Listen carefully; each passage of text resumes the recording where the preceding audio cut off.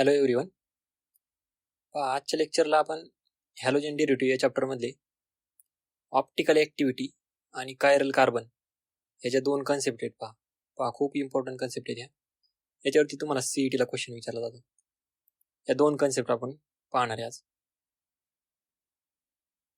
ही concept पाहण्याआधी आपल्याला काही पॉईंट्स क्लिअर केले पाहिजेत. त्यातला पहिला पॉईंट आहे chiral carbon atom. Optical activity जर का तुम्हाला शिकायची असेल, एखादा मॉलिक्युल ऑप्टिकली ॲक्टिव्ह आहे किंवा नाही असं तुम्हाला विचारलं तर त्यासाठी तुम्हाला कायरल कार्बन आधी शोधता आलं पाहिजे. हे दोन्ही एकामेकावरती डिपेंड आहेत. कन्सेप्ट ऑप्टिकल ॲक्टिव्हिटी पाहण्याआधी आपल्याला कायरल कार्बन ॲटम बघायचं. कायरल कार्बन ॲटम म्हणजे काय? एखादा मॉलिक्युल असेल आणि त्याच्यामध्ये तुम्हाला कार्बनवरती 4 डिफरंट ग्रुप दिसतील, 4 डिफरंट ग्रुप, तर त्याला तुम्ही काय म्हणणार?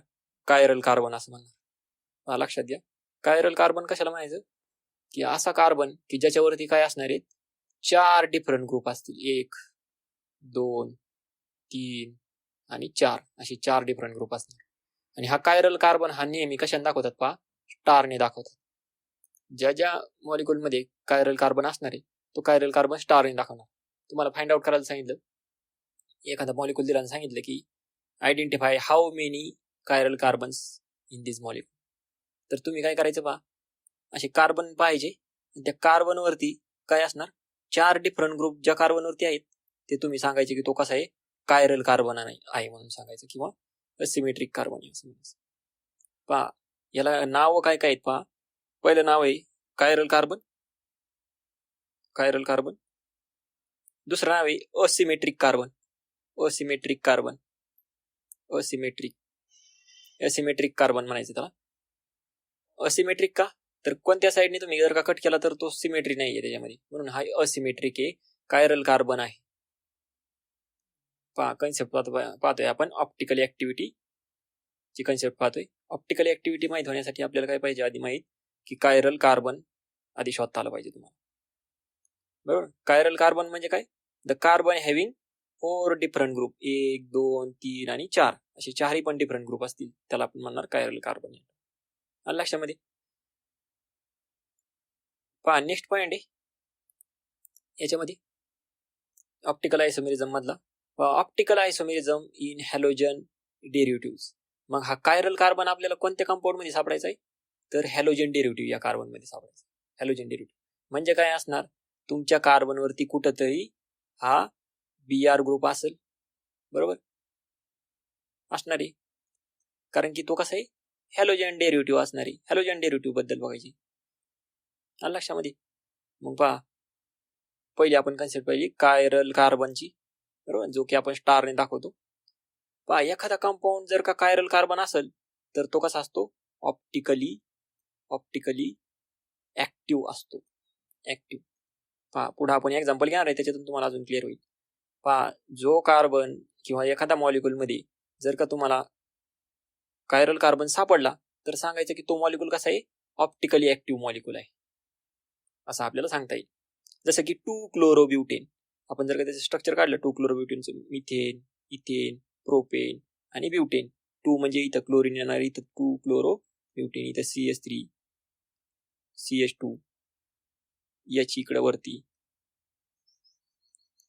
नंतर इकडे काय असणार आहे? हा CH3 असणार आहे, बरोबर. आता हा काय आहे? 2-क्लोरोब्युटेन, 2-क्लोरोब्युटेन आहे, ब्युटेन. आणि सांगितलंय तुम्हाला की हा ऑप्टिकली ऍक्टिव्ह आहे की नाही असं फाइंड आउट करा. मग आपल्याला काय पहिली कंडिशन त्याच्यामध्ये काय पाहिजेत? कायरल कार्बन पाहिजे. Chiral carbon. मग याच्यामध्ये आहे का कायरल कार्बन? पहा बरं. जर का आपण पाहिलं कायरल कार्बन, हा कार्बन पाहिला आपण, या कार्बनवरती बघा हा मिथाइल वेगळा ग्रुप आहे, बरोबर. CH3 ग्रुप आहे, बरोबर. इकडे Cl ग्रुप आहे, हा पण वेगळा आहे. नंतर इकडे काय आहे? C2H5 हा ग्रुप आहे, हा पण वेगळा आहे. आणि इकडे वरती काय आहे? हायड्रोजन आहे, हा पण वेगळा आहे. म्हणजे काय? 4ही पण याच्यामध्ये काय आहेत? डिफरंट ग्रुप आहेत, म्हणून हा काय आहे? एक कायरल कार्बन आहे. मग सांगा, ज्या मॉलिक्युल मध्ये कायरल कार्बन असणार तो कसा असणार? ऑप्टिकली ऍक्टिव्ह असणार. मग हा मॉलिक्युल कसा आहे तुमचा? हा मॉलिक्युल आहे ऑप्टिकली ऍक्टिव्ह. सिंपल कन्सेप्ट आहे. इथं तुम्हाला तीच कन्सेप्ट सांगितलेली. कायरल कार्बन कशाला म्हणायचं? मग बघा, carbon atom in a molecule which carries 4 different groups atoms is called chiral carbon. आणि कायरल कार्बन कशाने दाखवतात नेहमी? हा स्टारने दाखवतात. कायरल कार्बन कशाने दाखवतात? स्टारने दाखवतात. लक्षात ठेवा. इथं पण सेम आहे. तुम्हाला कायरल कार्बन समजला बरोबर. ऑप्टिकल ऍक्टिव्हिटी समजली कशाला म्हणायचं. आता आपण पहा इमेजेस पाहणार आहेत. Mirror images. याच्यामध्ये 2 प्रकारच्या मिरर इमेजेस असतात पहा. नॉन सुपर आणि super impossible mirror. Super impossible पहा सिंपल कन्सेप्ट आहे. एखादा मॉलिक्यूल जर आपण जर का मिरर मध्ये पाहिला, हा मॉलिक्यूल समजा आणि हा पाहिला आपण मिरर मध्ये बरोबर. ही याची मिरर आहे. मिरर मध्ये जर का पाहिला बरोबर आणि हा मॉलिक्यूल मिरर मधला मॉलिक्यूल ह्या ओरिजिनल मॉलिक्यूल वरती नेऊन जर का मांडला, असा हा उचलला आणि याच्यावरती नेऊन मांडला, तर बघा हा क्लोरीन कुठं अटॅच होईल? ह्या हायड्रोजनच्या जागेवरती येईल. हा हायड्रोजन कुठे येईल? या क्लोरीनच्या जागेवरती येईल. C2H5 इथंच येईल, CH3 इथंच येईल. मग जर का आपण ही जर का इमेज पाहिली तर ही इमेज मॅच होती का रे याला? याच्यावरती मॅच होती का? नाही होत. म्हणजे काय आहे? हा कसा आहे? ही इमेज कशी आहे? Non super impossible mirror image आहे. ह्या इमेजला काय म्हणणार तुम्ही? Non super impossible mirror image म्हणणार. पहा non super impossible mirror image म्हणजे काय? जी इमेज एखाद्या मॉलिक्यूलची इमेज आपण जर का त्या मॉलिक्यूलवरती जर का मांडली तर त्या मॉलिक्यूल बरोबर जर का मॅच नाही झाली तर त्याला आपण म्हणणार non super impossible mirror image असं म्हणणार. आणि हीच non super impossible mirror image जर का आपण ऑप्टिकली ऍक्टिव्ह आहे किंवा नाही जर का पाहिलं तर तुम्हाला काय दिसेल? ही ऑप्टिकली ऍक्टिव्ह दिसेल बरोबर. जर का हे ग्रुप जर का सेम असतील, इथं हायड्रोजन असेल तर काय दिसेल तुम्हाला? इथं हायड्रोजन दिसेल. मग उचला ही इमेज आणि इथं ठेवा. काय होईल? मॅच झालेली दिसेल तुम्हाला बरोबर. तुम्हाला इथं मॅच झालेली का नाही दिसत ह्या मॉलिक्यूल मध्ये आत्ताच्या? कारण की इथं काय आहेत? 4 डिफरंट ग्रुप आहेत. त्याच्यामुळे काय आहे? ही मॅच झालेली दिसत नाही. म्हणून तुम्हाला काय दिसतात? Non super impossible mirror images दिसतात. आणि non super impossible mirror images कशा असतात? ऑप्टिकली ऍक्टिव्ह असतात. लक्षात घ्या. ऑप्टिकली ऍक्टिव्ह असतात. लक्षात घ्या. आपण कायरल कार्बन पाहिला. कायरल कार्बन असला की optically active. Non super impossible mirror image असली की ऑप्टिकली ऍक्टिव्ह आहे असं आपण त्याला म्हणणार. नेक्स्ट कन्सेप्ट पाहू. पहा आता तुम्हाला ऑप्टिकली ऍक्टिव्ह कायरल कार्बन समजला, ऑप्टिकल ऍक्टिव्हिटी समजली. आता आपल्याला पाहायचंय पहा plane polarise light. Plane polarise light ही पाहिजे आपल्याला. पहा प्लेन पोलराइज लाईट म्हणजे काय आहे? प्लेन पोलराइज लाईट म्हणजे ती काय करते पहा? ऑसिलेट करते एकाच लाईन मध्ये परपेंडिक्युलर टू द प्लेन. अशी ऑसिलेट करते पहा एका लाईन मध्ये. पहा प्लेन पोलराइज लाईट कशाला म्हणायचं? एक मिनिट आपण पाहू आता याच्यामध्ये. ते तुम्हाला इथे एक इमेज दिसते बघा. इथे तुम्हाला डायग्राम दाखवली इथं अशी गोल. आता हा कसा आहे? हा एक लाईटचा सोर्स आहे बघा. आणि याच्यातनं जे सगळे जे वेव्स निघतात लाईटचे, ही कशी येतं? ऑर्डिनरी येतं. ही परपेंडिक्युलर आहेत का? प्लेनला नाही आहेत. मग आपण काय करतो? हे जे आहेत ही किरण बाहेर निघाली हे आपण काय करतो? निकोल प्रिझम मधून सोडतो. निकोल प्रिझम मधून. आणि निकोल प्रिझम मध्ये आले की ते काय होतात? परपेंडिक्युलर लाईनने चालायला लागतात. अशी परपेंडिक्युलर लाईनने चालतात. अशी 1 2 3 4 अशी परपेंडिक्युलर मध्ये येतात. आणि हे परपेंडिक्युलर मध्ये आले की ही याला आपण काय म्हणतो? प्लेन पोलराइज लाईट असं म्हणतो. पहा ही जी आहे ही आहे ऑर्डिनरी लाईट. ऑर्डिनरी. आणि ही कशी आहे? प्लेन पोलराइज लाईट आहे. मग ही एका प्लेन मध्ये आणलेली लाईट आपण काय करतो पहा? ही कशावरती हिट करतो? तर एखाद्या टेस्ट ट्यूब मध्ये आपण काय घेतलंय? सोल्युशन घेतलंय पहा. टेस्ट ट्यूब मध्ये सोल्युशन घेतलंय असं. याच्यामध्ये सोल्युशन आहे टेस्ट ट्यूब मध्ये. हे टेस्ट ट्यूब मध्ये सोल्युशन घेतलं आपण आणि याच्यातनं आपण सोडली ही प्लेन पोलराइज लाईट. आणि हे सोल्युशन कसे? हे सोल्युशन आहे ऑप्टिकली ऍक्टिव्ह.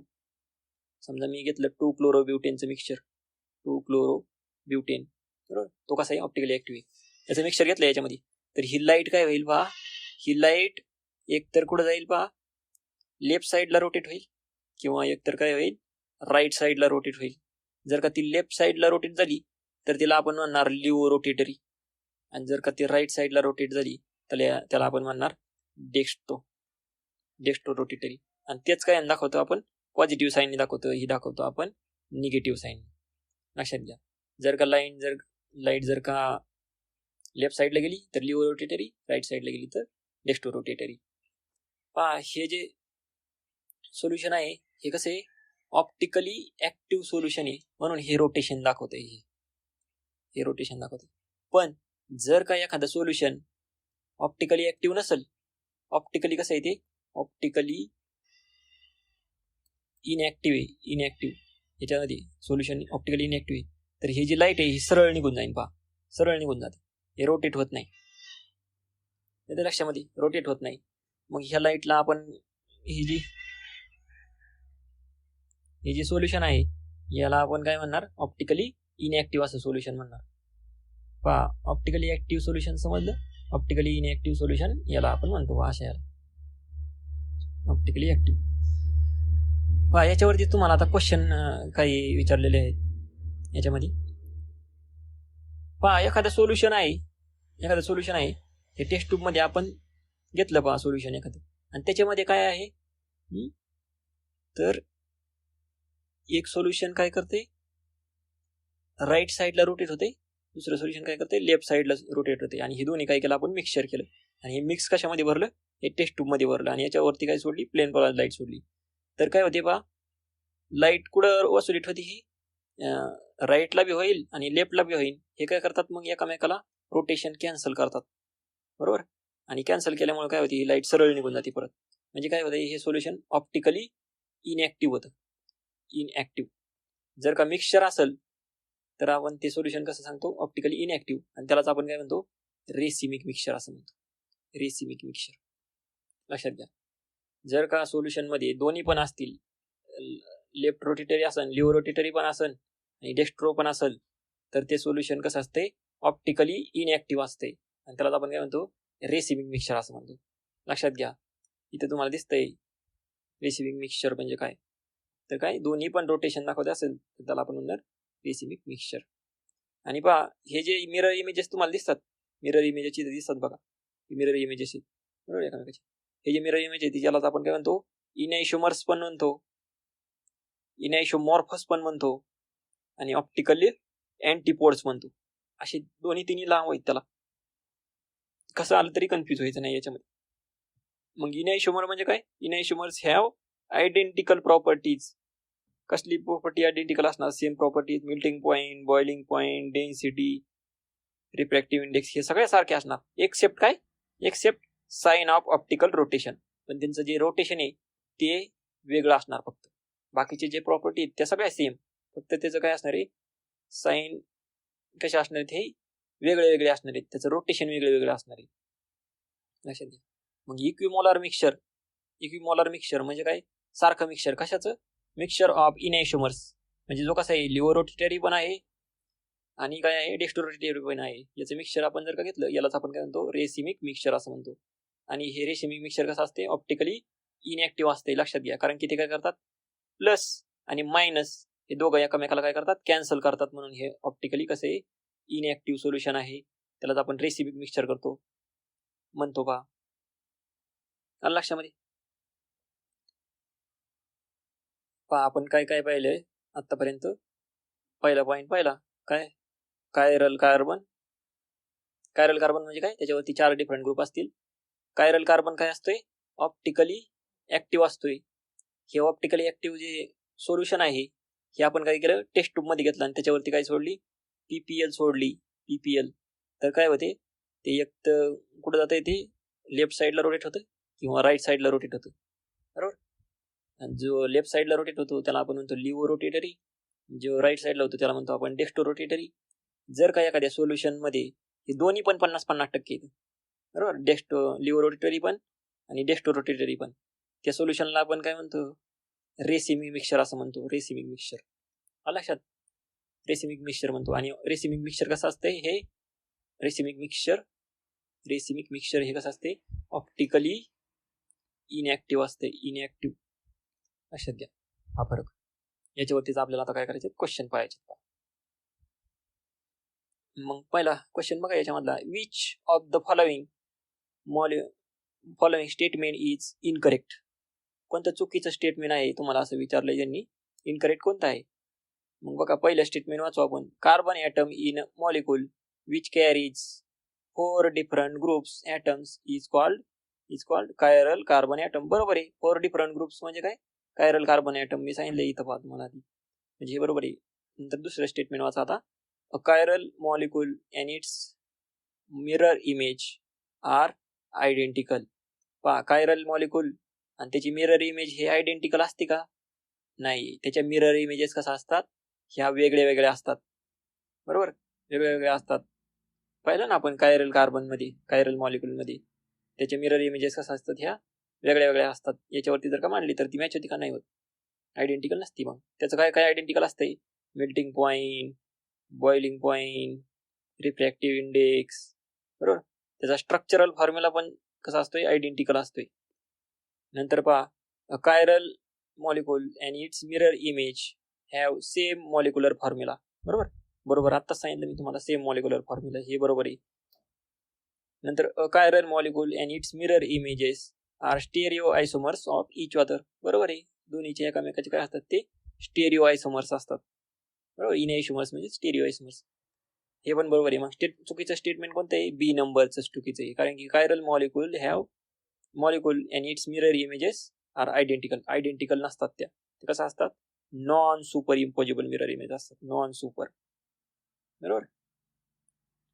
नेक्स्ट बघा, which of the following halide is capable of exhibiting optical isomerism. खालीलपैकी कोणता हॅलाइड जो कॅपेबल आहे ऑप्टिकल आयसोमेरिझम दाखवण्यासाठी? मग काय आपलं पहिलं कंडिशन काय आहे? त्याच्यामध्ये काय पाहिजे? कायरल कार्बन पाहिजे. कायरल कार्बन तो कसा असतो? ऑप्टिकली ऍक्टिव्ह असतोय. मग ह्या सगळ्या स्ट्रक्चर मध्ये आपल्याला काय पाहिजे? कायरल कार्बन आहे का बघू आपण. इथाइल क्लोराईडचं स्ट्रक्चर काढा. मिथेन, इथेन आणि क्लोरीन. इथे जर का कार्बन पाहिला तर आहे का याच्यामध्ये? इथे 2 हायड्रोजन वरती खाली, 1 2 2 डिफरंट झाले. तिसरा, पण चौथा आणि दुसरा जर का पाहिला तर हे कसे आहेत? आयडेंटिकल आलेत. म्हणजे 4 डिफरंट आहेत का? नाही आहेत. पहिलं कसं आहे तुमचं? पहिलं नाही, हे तुमचं कॅपेबल नाही ऑप्टिकल आयसोमेरिझम. दुसरं बघा, आयसोप्रोपाइल ब्रोमाइड. आयसो म्हणजे काय? आयसोप्रोपाइल ब्रोमाइड म्हणजे काय? त्याच्यावरती काय असणार आहे? 2 आयडेंटिकल CH3 असणार. मी तुम्हाला सांगितलं होतं आयसो आणि न्यू मधला फरक. मग बघा आपल्याला काय सांगितलंय? आयसोप्रोपाइल ब्रोमाइड. मग बघा आता इथं हायड्रोजन, इथं काय येणार आहे? ब्रोमिन येईल. मग बघा याच्यामध्ये आहेत का? नाही. 1 आणि 2 दोन्ही सारखे आहेत. हे म्हणजे हे पण नाही तुमचं 2 नंबरचं. सेकंडरी ब्युटिल आयोडाईड बघा आता. Secondary butyl iodide. मग काय सांगितलं? सेकंडरी. मग सेकंडरी ब्युटिल आयोडाईड मध्ये काय असतात? त्याच्यामध्ये मिथेन. आता सेकंडरी इथं BR लिहू आपण. हा काय आला? हायड्रोजन आला. आणि इकडं CH2 आला आणि इकडे काय आला? CH3 आला. Methane, ethane, propane, butane. आणि हा काय झाला? Secondary butyl iodide. हा ब्रोमिन 1, CH3 1, हायड्रोजन 1, हा 1. म्हणजे हे चारही पण तुम्हाला आयडेंटिकल नाही आहेत ग्रुप. हे कसे तर वेगळे वेगळे आहेत. 4 डिफरंट ग्रुप आहेत. म्हणजे तुमचा ऑप्टिकली ऍक्टिव्ह कोणता असेल? C नंबरचा तुमचा कसा असेल? ऑप्टिकली ऍक्टिव्ह असणार आहे कंपाऊंड. टर्सरी ब्युटिलचा ऑप्टिकली ऍक्टिव्ह नसणार आहे. बघा तुम्ही काढून स्ट्रक्चर टर्सरी. हे 3 तर सारखेच आले म्हणजे नाहीच. हा नाहीच. म्हणजे कोणता आहे? 3 नंबर आहे. नंतर identify chiral molecule from the following. Chiral molecule म्हणजे काय? हॅव्हिंग कार्बन हॅव्हिंग काय असणार आहे? 4 डिफरंट ग्रुप असतील कार्बनवरती. मग 2 ब्रोमो प्रोपेनचं स्ट्रक्चर काढा. Methane, ethane, propane, 2 bromo, CH3 H, CH3 H. बघा आता याच्यामध्ये कायरल कार्बन आहे का? हा ब्रोमिन, CH3, हा CH3 दोन्ही सेम आहेत. म्हणजे हा काय ऑप्टिकली ऍक्टिव्ह नाही, कायरल मॉलिक्यूल पण नाही हा कार्बन. म्हणजे हा पहिल्याला तुमचा आन्सर नाही. दुसरं बघा, 2 ब्रोमो 2 मिथिल ब्युटेन. ब्युटेन सांगितलंय ना. Methane, ethane, propane, butane. 2 bromo bromine 2 number. आणि 2 वरतीच काय? मिथाइल ग्रुप आहे. CH3, हा CH3 असणार. CH2 इकडे काय असेल? CH3. बघा आता मग आयडेंटिकल आहे काय? हा एक आणि हा एक आयडेंटिकल आहे. म्हणजे हे तुमचं नसणार आहे. 2 ब्रोमो 2 मिथिल ब्युटेन. हे पण नाहीये तुमचं. B numbers chiral molecule. 2 bromo 3 methyl बघा. 2 bromo 3 methyl butane, methane, ethane, propane, butane. आणि किती वरती येतो? 2 वरती ब्रोमिन आहे म्हणून 2 वरती इथं लिहा ब्रोमिन, लिहिला ब्रोमिन. आणि काय सांगितलंय? 3 वरती मिथाईल ग्रुप आहे, 3 वरती लिहा methyl, CH3, CH3, hydrogen, hydrogen, हा CH3. बघा मग हा जर का कार्बन पाहिला 4 डिफरंट ग्रुप, 1 2 3, आणि हा पूर्ण एक जर का ग्रुप पाहिला असा वेगळा, तर हे चारही पण तुम्हाला काय दिसतात इथं? डिफरंट ग्रुप दिसतात. बघा ब्रोमिन पण वेगळा आहे, CH3 वेगळा आहे, हायड्रोजन वेगळा आहे, आणि हा पूर्ण एक मॉलिक्युल आहे अख्खा. हा एक 4 डिफरंट ग्रुप दिसतात. म्हणजे तुम्हाला कशावरती दिसतात? C नंबरच्या स्ट्रक्चर मध्ये तुम्हाला 4 डिफरंट ग्रुप दिसतात, म्हणजे कायरल मॉलिक्युल असणार आहे. आणि 3 ब्रोमो पेंटेन असणार आहे का? मग नसणार आहे. हा नसणार आहे. फक्त कोणता आहे? मग C नंबरचा तुमचा कायरल कार्बन मॉलिक्युल आहे. पहा नेक्स्ट क्वेश्चन आहे, आयडेंटिफाय ऑप्टिकली इनएक्टिव्ह कंपाऊंड. ऑप्टिकली इनएक्टिव्ह असणारा कंपाऊंड तुम्हाला आयडेंटिफाय करायचं आहे. ऑप्टिकली इनएक्टिव्ह. पहा आपल्याला ऑप्टिकली इनएक्टिव्ह सांगितलंय. जर का कायरल कार्बन असेल, कायरल कार्बन तो कसा असतो? ऑप्टिकली कसा असतोय? तो ऍक्टिव्ह असतोय, बरोबर. मग आपल्याला काय करावं लागणार आहे? कायरल कार्बन नसणारा बघावं लागेल. कायरल कार्बन नसणार, ज्याच्यामध्ये कायरल कार्बन नाही असा बघणार आपल्याला याच्यातलं म्हणून. मग 2 ब्रोमो पेंटेन जर का पाहिला तुम्ही, तर याच्यामध्ये तुम्हाला कायरल कार्बन दिसतो. याच्यामध्ये आहे कायरल कार्बन, तुम्ही स्ट्रक्चर काढून बघा. नंतर 2 ब्रोमो 3 मिथाईल ब्युटेन. आत्ताच आपण हा मॉलिक्युल पाहिलाय, C नंबरचा. ना आपल्याला विचारला तो ऑप्टिकली ऍक्टिव्ह कोणता आहे किंवा कायरल कार्बन कसे, तर याच्यामध्ये आहे. हे स्ट्रक्चर आपण काढले, म्हणजे हा पण कसा आहे? त्याच्यामध्ये ऑप्टिकली ऍक्टिव्ह आहे हा, आणि याच्या कसे आहे? कायरल कार्बन आहे, याच्यात पण कायरल कार्बन आहे. मग 3 ब्रोमो हेक्झेन हे स्ट्रक्चर काढून बघा. Methane, ethane, propane, butane, pentane आणि हेक्झेन, आणि 3 विचारले तुम्हाला. मग ब्रोमो, इथं CH2, CH3, इथं हायड्रोजन, इथं CH2, इथं CH2, इथं CH3. मग बघा हा डिफरंट ग्रुप आहे, हा पण डिफरंट आहे, हा पूर्ण एक ग्रुप आहे अख्खा डिफरंट, हा पण पूर्ण आहे. म्हणजे हा पण कसा आहे? इथं पण कायरल कार्बन आहे, याच्यामध्ये कायरल कार्बन आहे. आता राहिलेला कोणता आपला? 4 नंबरचा बघा, D number, 2 bromo 2 methyl butane हा राहिलाय. ह्याच्यामध्ये असू शकते कारण की लास्टचाच आहे ऑप्टिकली इनएक्टिव्ह, याच्यामध्ये कायरल कार्बन नसणार तुम्हाला आपण. मग मिथेन, इथेन, प्रोपेन आणि ब्युटेन. 2 ब्रोमो सांगितलंय तुम्हाला, ब्रोमिन इथे आहे, आणि 2 काय सांगितलंय? मिथाईल सांगितलंय. इथं पण मिथाईल ग्रुप आहे, हा CH2 ग्रुप, हा CH3 ग्रुप. मग बघा हे एक आणि हा मिथाईल ग्रुप, दोन्ही पण सेम आहेत. मग आहेत का 4 डिफरंट ग्रुप? हा वेगळा आहे, हा वेगळा आहे, पण 2 सेम आहेत ना. मग 4 आहेत का डिफरंट? नाही.